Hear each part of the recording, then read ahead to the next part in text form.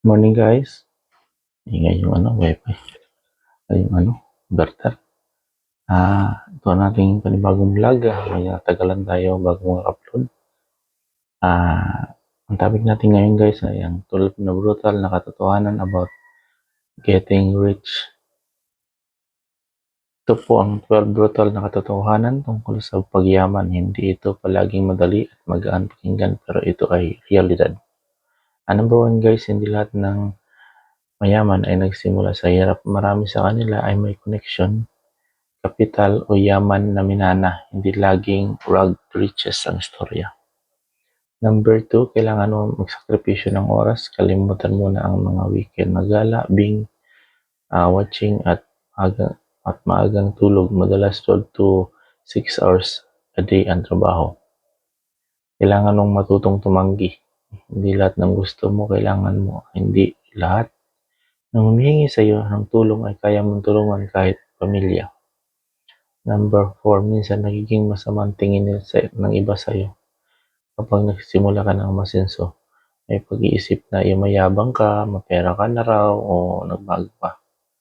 Number 5, hindi sapat ang pagiging masipag.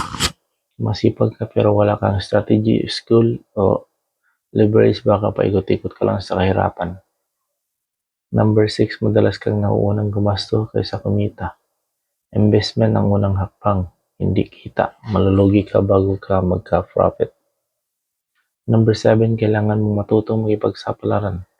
Kung ayaw mong sumugal, malamang wala kang mararating. Risks are part of the game, guys. 8, hindi ka laging motivated. Kailangan mong kumilos kahit pagod ka, tinatamad ka, wala sa mood o natatakot. Disiplina ang tunay na sikreto. Number 9, ang pagkakataong magiging mag-isa ka. Hindi lahat ng tao ay makaka-relate sa goal mo. Yung iba ay inggit pa. Number 10, rejection of failure ay normal.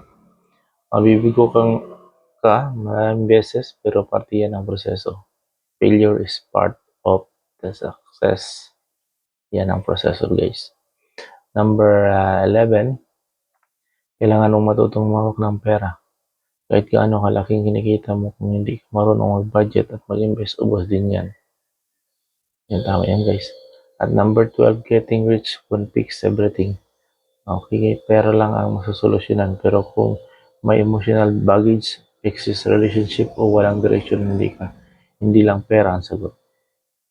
And guys, ang ating 12 na brutal